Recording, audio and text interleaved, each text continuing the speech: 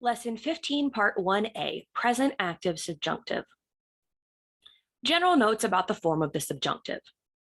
The subjunctive mood only appears in the present and aorist tenses, except for a very rare perfect, which we'll learn a little bit later in this lesson.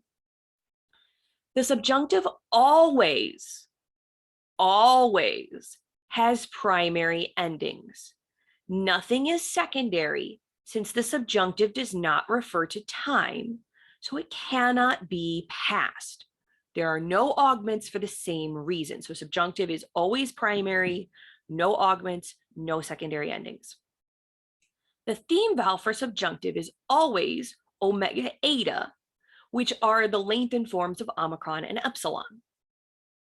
So here's the form of the present active subjunctive. Blep o, blep ace, blep a, blep omen, blep ate, blep osi. Now, for these two right here, the second singular and the third singular, they sound the same as the present active indicative, but the form is actually different written. Now, for the first person singular, the form is identical to the present active indicative. Over here in the plurals, though, everything is different, both in pronunciation and in the written form. So let's take a few notes about some things here.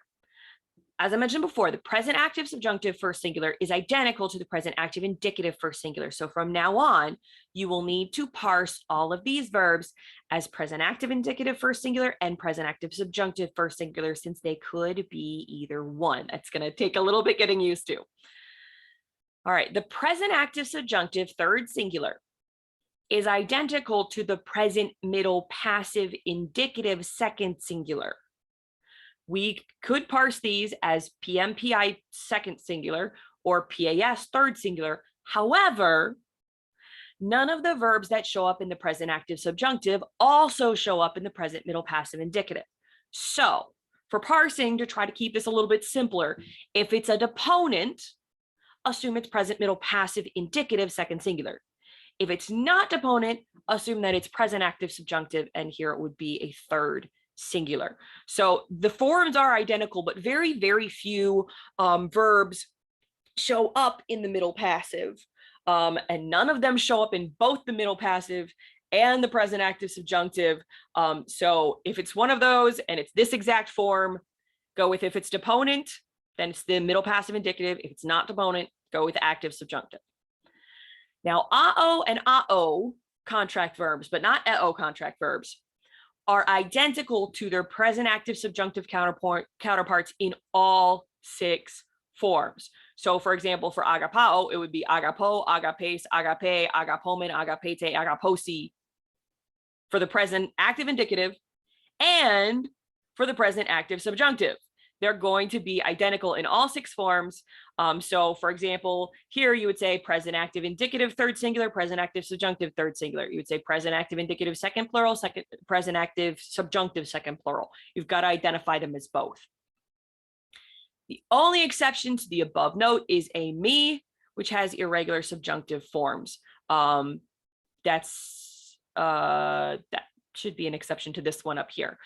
So Amy has irregular subjunctive forms, so it's not going to be identical to its present active forms, present active and indicative forms. Also note the second singular and third singular, the iota has subscript.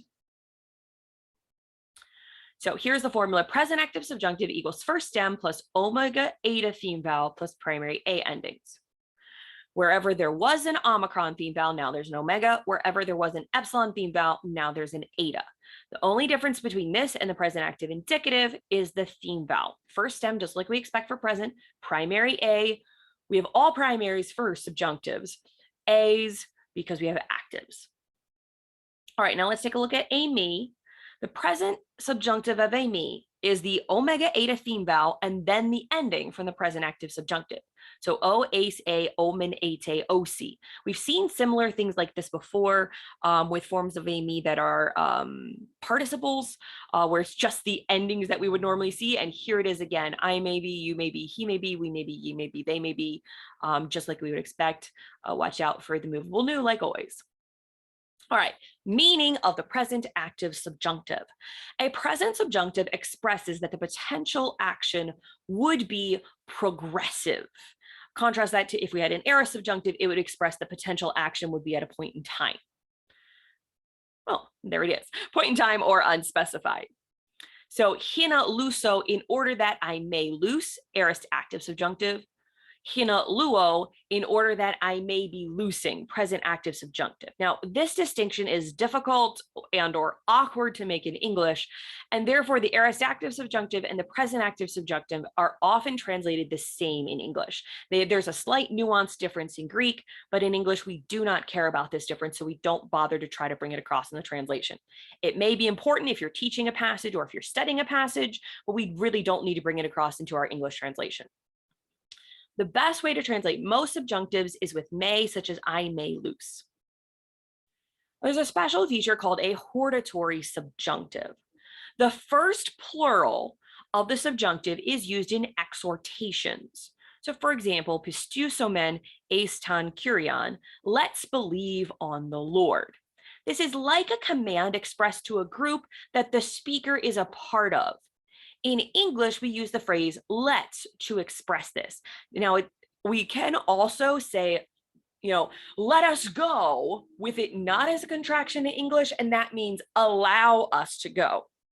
But in English, when we make this into a contraction and say let's, it's this idea of exhorting the people around you to do something along with you.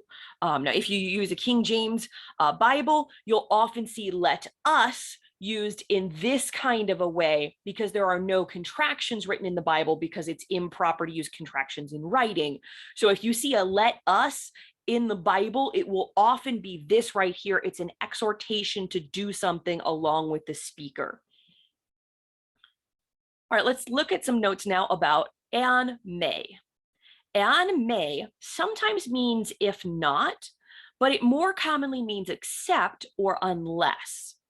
So for example, here we've got, and he said, verily I am saying to you, except ye repent and become as children, ye will not enter into the kingdom of heaven. Now, if you try to do this as if not, it would be verily I'm saying to you, if you do not repent and become as children, you will not enter into the kingdom of heaven. That is also a true statement. Either translation would be fine there. Except is a little bit better, and it's a little bit more along the lines of what it's trying to communicate in Greek. So except is better. Here's another one. If this cup cannot go away from me unless I drink it, may your will be done. Now, this one doesn't work quite as well if you use if not. If this cup cannot go away from me if I don't drink it, may your will be done. It's a little bit less clear there, so unless is a much better translation, and it brings across the meaning so much better anyway. Summary. The present active subjunctive, first singular, is identical to the present active indicative, first singular. The present active subjunctive, third singular, is identical to the present middle passive indicative, second singular. Assumed opponents are present middle passive indicative, second singular. Assume others are present active subjunctive, third singular. A-o and a-o, but not e-o verbs are identical to the present active subjunctive is identical to the present active indicative in all 6 forms.